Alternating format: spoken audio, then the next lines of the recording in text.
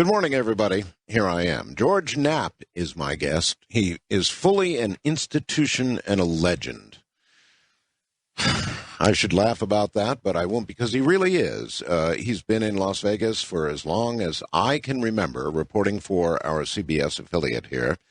Any number of times he has officially, for the station, looked into Area 51, and an awful lot of what you're hearing tonight. Now, I want to get his comment in a moment on what happens in ufology, and what happens is it eats its young. It's absolutely horrible what goes on. Ufology just sort of self-destructs. So in a moment, we'll find out what George thinks about that, and your calls coming right up.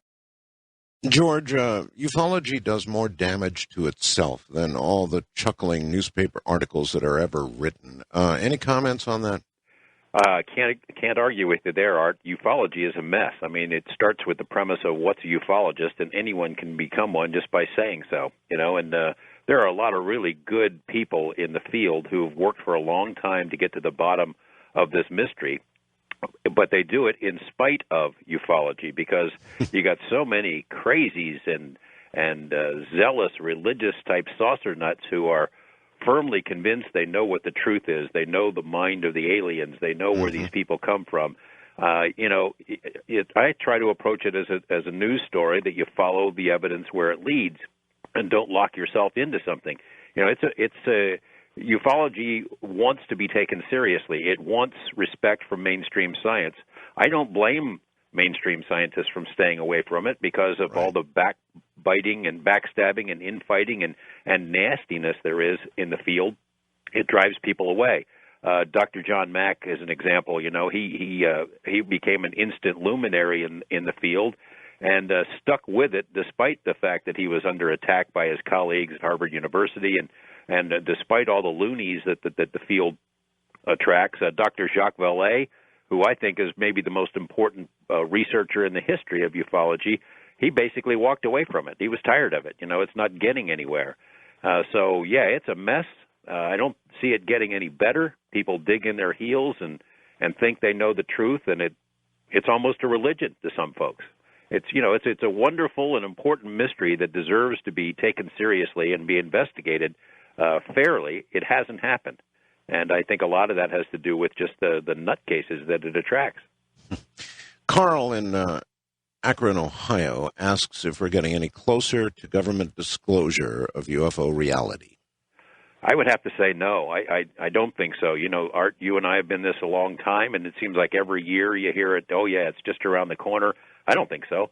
If you want to go back to Area 51 as an example, I had been working with this congressional investigator who worked on the black budget, and, he put it this way, look, when this stuff comes out, people will go to jail. I mean, they've been stealing money, diverting it from legitimate national security programs, lying to Congress.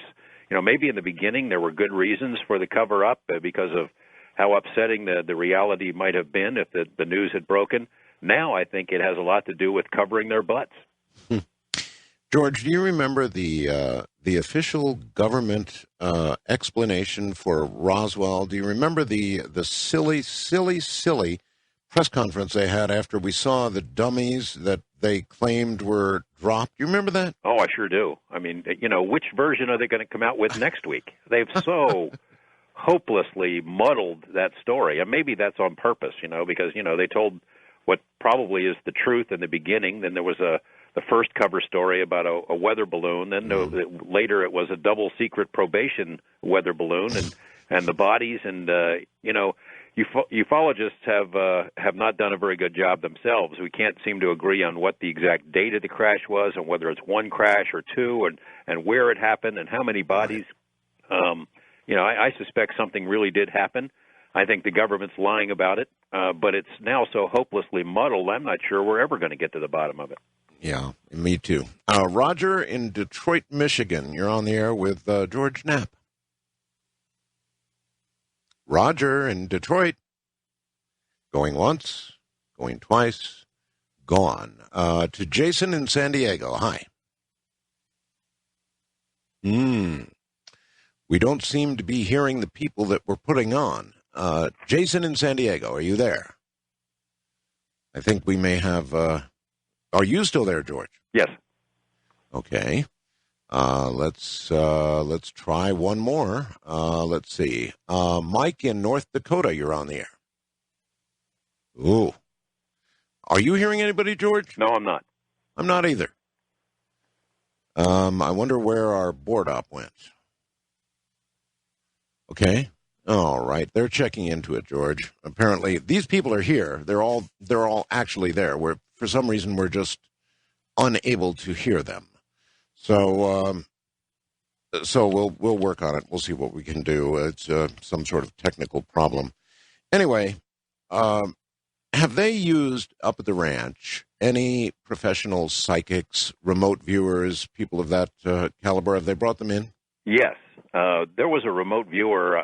I don't think I can use his name, but you can guess about him. It's probably the most renowned remote viewer who was tasked by Bob Bigelow to take a look at it and described it to a T. I think he was here. He was up at Mount Charleston when he did the remote viewing and had never seen the ranch, but drew it an exact replica. It's really amazing. He had a sense of some sort of foreboding, some sort of an evil presence underground in a particular part of the ranch, and it sort of fits with a lot of what we've heard over the years from other people. The Native Americans believe that whatever this thing is, that it sort of lives in the ground at least part of the time. The people who lived on the ranch, the people who still live in the area, say they often hear things underground, almost like a train rumbling down there. So as I mentioned before, one of the things that seems to get that entity stirred up is digging, is moving earth around. In fact, when Tom Gorman bought the property from the previous owners, they included a very strange stipulation in the contract, in the sales agreement, that he was not to do any digging on the property until he had until he gave the previous owners prior notice, which he thought, well, that's just sort of an eccentric little tidbit that they threw in. Couldn't understand it, but he sort of understood it later. All right. Well, that brings up one more interesting topic. Then I'm told we can go back to the phones. And that is, they sensed a great foreboding. So if you had to make a call, George, and you had to say, these are friend or foe, Dr. Jacobs thinks we're all pretty foolish to think they're warm, fuzzy little creatures who have our best interests in mind. What do you think? Well, it's sort of a mixed bag. I suspect that whoever they are, that they're a lot like us, that maybe they have more than one motive. There's more than one agenda being played out. My general feeling, though, is that they could do us a lot more harm than they've done if they chose to do so. That was amply demonstrated on the ranch. They didn't mutilate people. They mutilated cattle. They incinerated dogs. They did other things to other kinds of animals, but made a distinction between doing that to humans. They certainly terrorized people there, and there were psychological scars and a couple of minor physical impacts, but in general, they could have done a lot worse if they wanted to. So there is at least some level of restraint there. What their real motives are, I have no idea. Well, that's a little bit of hope anyway. All right, I'm told that we now, I apologize to those that we missed because of a technical error. Bill in Arizona, you're on with George Knapp. Hello, it's good to talk to you both tonight. I'm calling from Arizona, and I'm not too far from Vegas. One night, my family and I were coming back from Lake Mead, which I'm sure you're both familiar with. We saw a bunch of strange lights, had no idea what it was. I drove up on it, and when we got to where it was about 2 miles away, it was gone. Thought nothing more of it. Well, within a week, there was a very expensive motorhome with about an 8 to 10 foot dish parked out there towards the lake where we saw it. And the dish was rotating like a radar screen or something like that. And within 2 days after that, there was 6 or 7 helicopters that spent 2 days full of military troops, because they fly so low over my house that you could actually see the guys with their M16s flying around the area. And they searched this area very, very well. And I was wanting to know if either one of you had heard anything about that. Well, I certainly had not heard of it, but it does bring up the subject of government involvement where these things are seen. George? Well, there is ample evidence that the government monitors this stuff on a regular basis, and I would hope that they would. I suspect that they don't know They don't know the ultimate answers to the obvious questions any more than we do. They might have more information, but I'm not sure that they know what the bottom line is. As for Lake Mead, we have records dating back to the 40s of UFO sightings, pretty dramatic sightings over that area. However, as a caveat to this, that they do use Lake Mead for regular training exercises. I've been on the lake in boats when I've seen these giant helicopters dropping Navy SEALs or commandos or something into the water and then retrieving them. So I'm not trying to throw water on what you saw, just that they do use that area on a regular basis for regular prosaic training exercises. All right. Third wildcard line would be Dan in Seattle, Washington. You're on with George Knapp. Yes, Art, this is Dan in the U District. It's been a long time since I've gotten through, 10 years It has maybe. been, yes. And by the way, welcome home, Art. Thank you. George, I got a question to see if there's any updates on that email you sent me about that incredible video that I emailed you about a couple years ago, shot by an Iranian newsman, of that disc that's now, I guess, in the possession of TV1 in Iran. I'm sorry, I haven't seen it. I don't have access to it. We're not on very good terms with the Iranians these days. Yeah. If I remember what you're mentioning, I remember you referencing it. I have not seen it. Yeah, it was an incredible video. In fact, I was shocked by it because you could see detail on it. You could see windows and everything. Okay, well, again, it's going to be very muddled because right now, I would imagine that whatever we've got that we're willing to break out and so that we can watch Iran very carefully is probably flying in the skies over Iran. And, of course, there have been tons and tons of recent reports of UFO activity in Iran. So what do you think, George? We're on the same page on that one. I'll bet there are all sorts of UFOs flying over Iran right now, and that we built most of them. Exactly. All right, Roger in Detroit, Michigan, you're on the air with George Knapp. Good morning, gentlemen, Art and George. I have a question about a fellow named Phil Schneider. I watched a video he did. He did a couple videos, and I watched it online. I haven't been using a computer that long. I haven't been listening to you very long, but I enjoy your show. And is Phil Schneider for real? I'm sorry, I don't know the guy. Oh, you don't know him? You've never heard of him? You've never seen any of his interviews online? Nope, can't say I have. Oh, okay. All right. What does he talk about? Well, he was supposedly a geologist that worked for the government, and he supposedly killed one of the Greys at Dulce Base, and he was supposed to be part of, boring tunnels, and he was talking about all this stuff, and then he just came up dead. It was kind of scary watching it. He even had a couple fingers missing off of one hand where he claimed he was shot. Okay. All right. Well, it sounds like somebody we'd like to probably know more about or possibly know more about. There's so much confusion in this whole area of ufology, and separating the wheat from the chaff is just a constant full-time job. Jeff in California, west of the Rockies, you're on with George. Hi, Art, George. I'd like to know if either one of you know any more about the UFO at Norton Air Force Base that Colonel Corso described in The Day After Roswell. I almost said tomorrow. The reason I'm asking, I was stationed at Norton Air Force Base, and to this day, even with base transfers, there's a warehouse-style building that has not been bulldozed, that has a Faraday-type chamber in it, from what I understand from a person who worked the air conditioning there on the base. And he indicated there was a whole lot of air conditioning in that building. And it's run by Northrop Grumman. It has been run by TRW and was their space and missile systems operations for many years. But that building is still there, and everything else has been pretty much remodeled or redesigned. Do you guys know any more about that particular aspect that Colonel Corso described in his book? I don't. I'm sorry to say. I'm hate to be striking out for you here, but I've read the same stuff. That's pretty much it. Sorry. Okay, well, maybe I'll contact you guys and let you know what I do know about it, because please there's do. more trickling out. Yeah, please do. You said the building is still there despite everything else being demolished, so that's pretty interesting. If you have anything on it, by all means, please get it to us. Mike in Louisiana, you're on with George. Yes, I just had something to add. You had mentioned, Art Bell had mentioned that he had seen a craft that seemed to float along. Oh, yes. And there is a company, Ariane 26, and I think you can even find them on the web. They had done some little gadget called a deltoid pumpkin seed. It was a lighter-than-air aircraft, but it wasn't shaped like a dirigible or a Hindenburg. It was a aerodynamic craft. And some of the things that have come along is aerogel. It's an aerogel. I think they call it solid smoke. It's actually a lighter-than-air material for building large structures.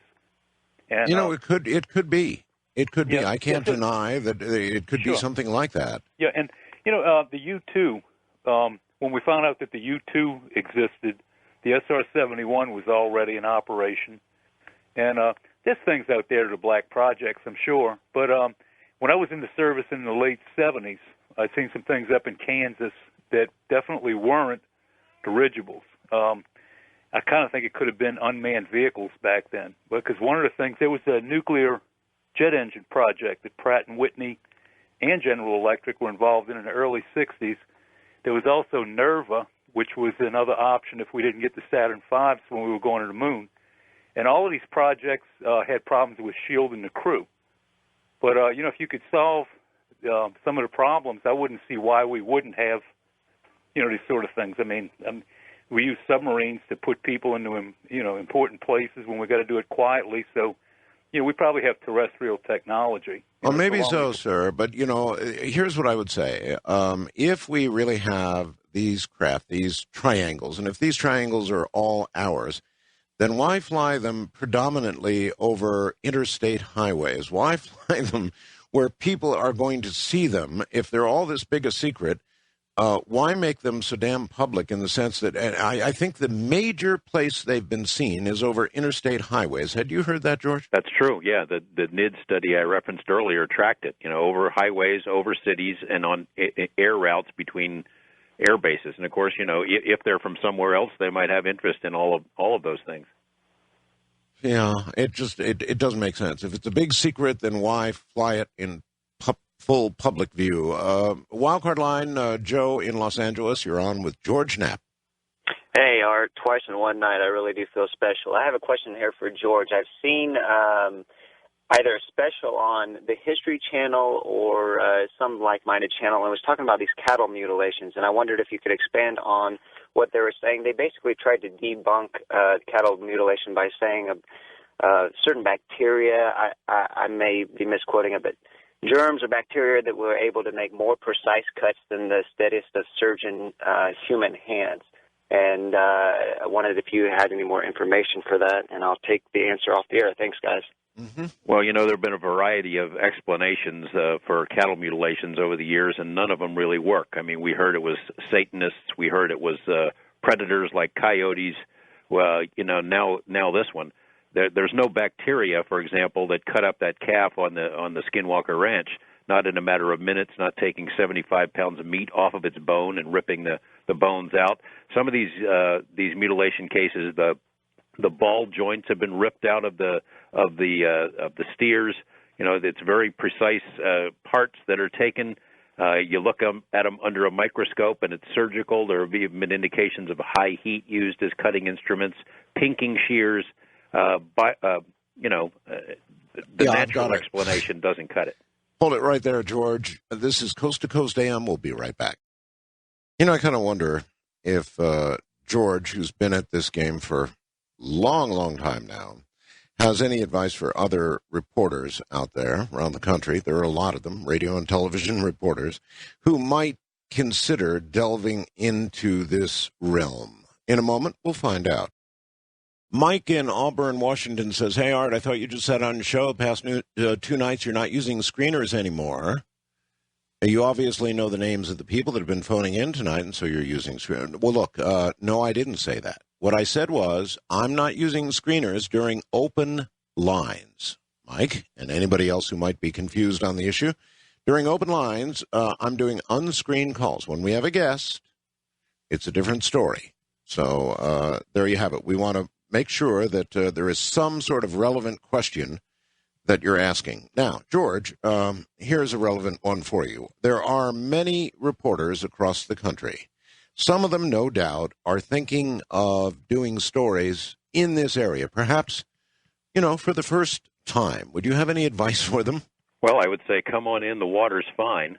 However, these are treacherous waters. There is a tremendous learning curve in this. You can't just jump into the deep end and think you're going to solve this mystery. I remember naively thinking back when I started, well, heck, give me 6 months, I'll get to the bottom of this thing. Well, here it is a lot of years later, and I'm still no closer to it because, there is a learning curve. You have to figure out who to trust and who not to trust, who to believe, what to believe. I mean, 95% of all that I hear in the field is just nonsense, or there is a prosaic explanation. It's that other 5 to 10% that's the heart of the matter. That's interesting. That would be where I would focus my attention. But take it slow. That would be my advice. Take it slow.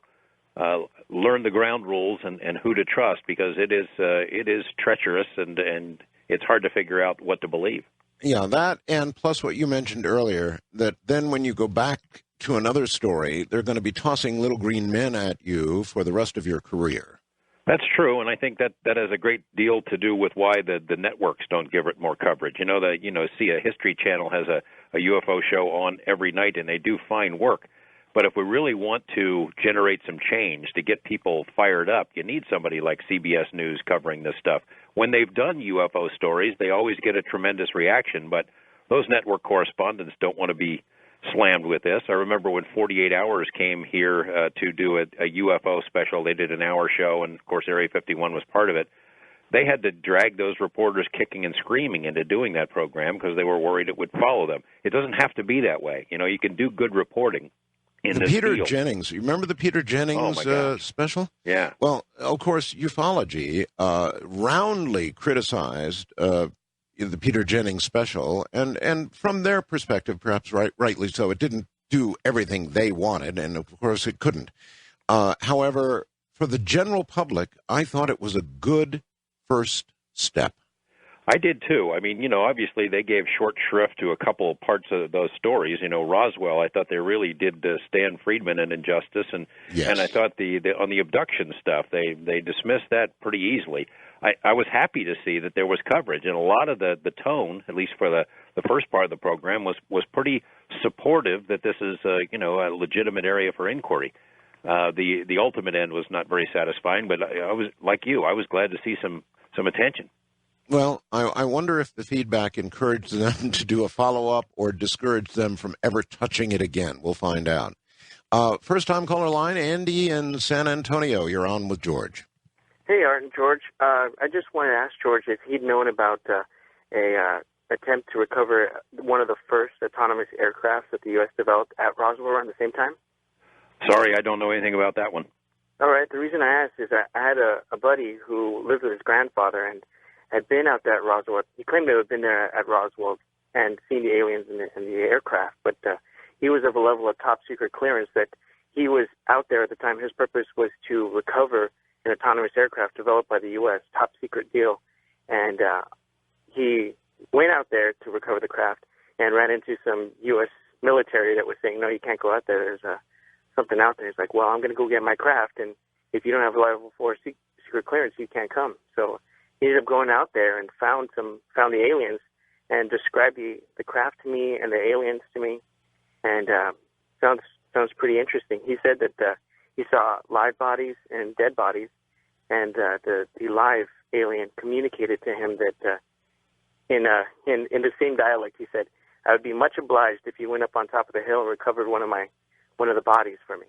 And so he and his team recovered the alien and went off to find the top secret aircraft out there.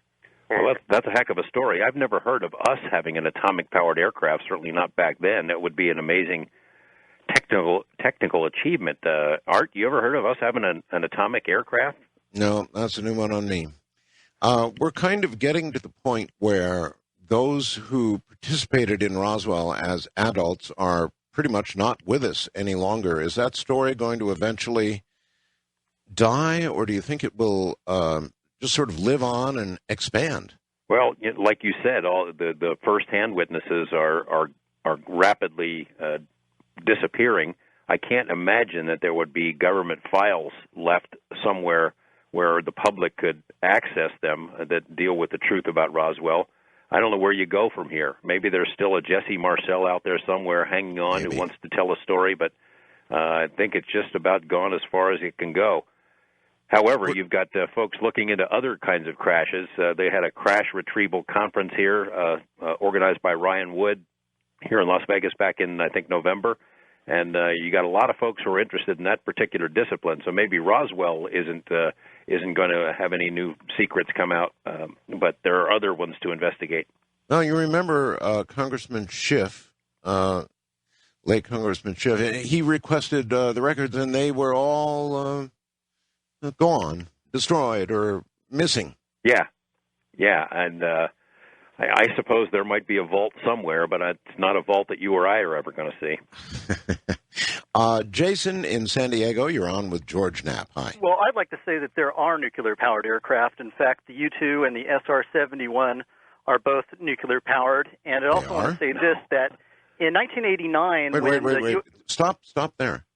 I'm not aware they're nuclear-powered. No, they have Pratt and Whitney engines. Federation of American Scientists online, you can punch in ASPEN, and that stands for Aerospace Plane with Nuclear Engines. In fact, we've been working on one since the Manhattan Project.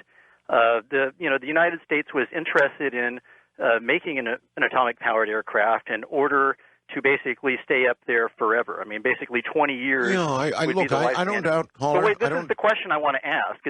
Ask. In 1989, when the SR-71 was being retired, basically the government dug a big hole in the ground and buried the SR-71s, which are made out of titanium, worth billions of dollars worth of aircraft, buried them in the ground. At the same time is when people at the base started coming down with radiation poisoning. And then this is when George Knapp and your buddy Lazar, come out and start, claiming that UFOs are on the base. Meanwhile, contractors on the base are dying. Are you involved in covering up basically the nuclear program? And think about the deaths of these contractors. A lot of these people work in Las Vegas and fly in on Janet, Airlines. I think this is what's really going on, is that the United States has had these nuclear-powered aircraft. When we decided to retire them, and when they were up in 1989, people on the base started dying. Okay, so the question is, hold on, caller, hold on. The question is, are you involved in covering up the fact that these aircraft were nuclear-powered? George? Well, the SR-71 and the U-2 certainly were not nuclear-powered. They were powered by Pratt and Whitney engines. And I have no doubt that the U.S. government and the military have looked into having atomic-powered aircraft and would like to have them. The fact is, I seriously doubt we had them back in the 1940s when that first caller, or that last caller, was referring to. As for burying SR-71s out at Area 51, I seriously doubt it. I think most of those are accounted for, and most of them have gone to other air bases for display purposes. Some of them are still flying, and they weren't radioactive to begin with. As for the question about the Groom Lake workers getting sick, not only have I not covered it up, I'm the guy who first reported it. We, with KLAS-TV, at my direction, fought all the way to the U.S. Supreme Court with those workers. We won minor victories in forcing the opening of a lot of those files. We walked hand in hand with them through every step of the way, and I think what happened to them is an absolute tragedy. But it's not because SR-71s were buried in the ground. It's because of all the component materials from stealth and all kinds of other stuff that they burned in open pits and that covered the base day after day with giant piles of black smoke. We reported it. It's been picked up elsewhere. There is no cover-up. Thank you, George. All right. Ann in Texas somewhere or another, you're on with George. Dr. Mack, when he passed, who's taking over his work and different ones like Colonel Corso and different ones? Are you privy to who's maybe picking up the gauntlet? It's a very good question. Who is going to be coming along who'll be the next Dr. Mack or Colonel Corso? Well, there's no one of Dr. Mack's stature in the field, I don't think, and especially in the area of abduction research. But Dr. David Jacobs is a good man and a good researcher. I have a great deal of respect for Bud Hopkins. He doesn't have the academic credentials that these other folks do, but he's pioneered in that field. I don't know that those shoes of Dr. Mack can ever be filled, but there are some good people, in particular in abduction research, who are plugging away. As for Colonel Corso, I'm not sure. I mean, I think he might have been one-of-a-kind guy. There are other people like him who are probably privy to secrets. I hope they come forward someday and can help us shed light on this mystery, but we're waiting. All right. Stanley in New York, your turn with George Knapp. Yeah, good morning, George, and good morning, Art. I was curious, in terms of percentage-wise, and by the way, as far as people eventually coming out with stories, they will reach their inevitable death on deathbeds, and maybe then we'll be able to get deathbed confessions from people who have worked, who have nothing to lose anymore at that point. So that's maybe when we'll really get some great inside information. But up until then, what percentage possibility would you say that this is simply a matter of human beings having great creative minds and things happening optically to their eyes, to their minds, to the connection, and that there is virtually nothing going on in terms of percentage? Is there a chance that absolutely nothing extraterrestrial is going on that's a figment of our imagination? All right, that's actually a pretty... Yeah, it's a good question. All right, George? Well, I would say 90 to 95% is the term that most serious researchers would use to say how many can be explained away through prosaic means, clouds, planets, planes, weather balloons, whatever. And in fact, when I went to Russia over there, back in the early 90s, the Russian files that I accessed, their military conducted a 10-year nationwide study, tens of thousands of cases. They reached the same sort of conclusion, that 90 to 95% could be explained. As I said a couple of minutes ago, it's that other 5 to 10% that's interesting. And how many do you need? I mean, one would be enough. There are some very good cases that cannot be explained away. There are some very good ones that have been well documented, and were physical effects and radar sightings and film and things of that sort that exist that are not in the imagination. So you would say there's virtually then no chance that all of this could just be explained away by psychological anomalies? Not at all. I mean, there's a small percentage that are real and unexplainable. In fact, I think, as Stan Friedman often says, there were government studies back in the Blue Book days that looked at psychological possibilities as an explanation. That was a very small percentage, I think 5 or 6%. Okay. Paul in Los Angeles, you're on with George Knapp. Hi. Good morning, George and Art. Good morning. I have been listening for years in hopes of hearing a story like mine, and I haven't yet. Real short, we were on the beach, and me and my ex-wife, and we were stalked by a flying saucer. It was a short distance off the water, and it was matching our direction and our speed, and whichever way we turned, it matched it just instantly. And I was a law enforcement officer at the time, and I had really good instincts, and I had a good sense of fear, and I really felt at that point that we were going to be abducted, and I sensed a real evil. We hid for a while, and it eventually took off. But I tell you, it was one of the most frightening experiences for me and her, and I haven't heard a story like that. I've heard of abduction stories, but I've never heard of near abduction stories. And also, there would seem to be a real strong psychic connection at that point in time, just a real deep fear and a real connection that I've never had, since. And I was wondering if there was any other stories that are or something else that like that, because okay.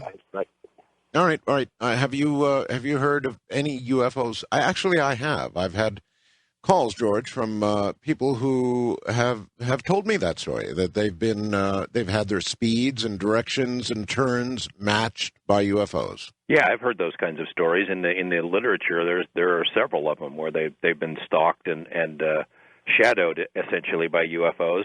A lot of folks have had the emotional reactions that this guy was talking about. In fact, on the ranch, they had some of that. Some of these balls, and I don't want to get too sidetracked, but some of the balls, these blue balls that seem to be made out of glass with a liquid inside, generated fear way out of proportion, and it seemed to almost feed on it. That's interesting. You said blue balls that seem to have be made of glass with liquid inside. Why that description? That's pretty specific. Yeah, I know. That was a regular thing that the folks saw on the ranch. These things appeared to be about the size of a softball, maybe a little bit bigger, a glass-like exterior, and then inside was kind of a bubbling blue liquid, and they would just hover there and seem to either generate or feed off of fear. I mean, just mind-numbing, fall-to-your-knees kind of fear, way out of proportion for what the rancher and his wife had ever experienced before. Fascinating. Marie in San Francisco, you're on with George. Hi.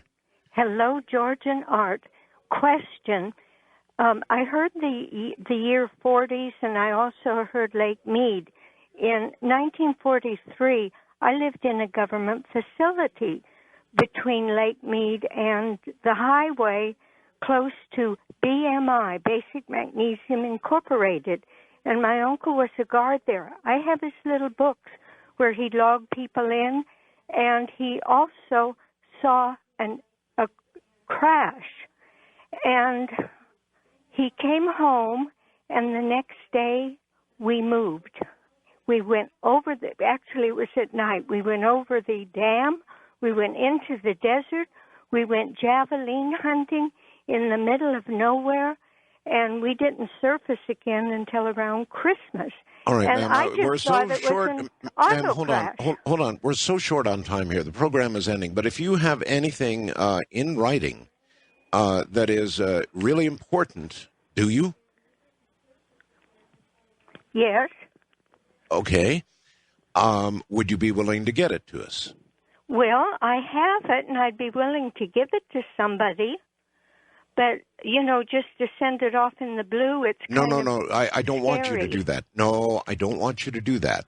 Okay, well, I don't want to take up your time, but... All right. What I would like you to do is consider, thank you very much, please consider getting it copied. Don't send any originals anywhere, but it does sound like you might have something. Please get copies of it and get it either to George Knapp at KLAS Television in Las Vegas, or get it to me.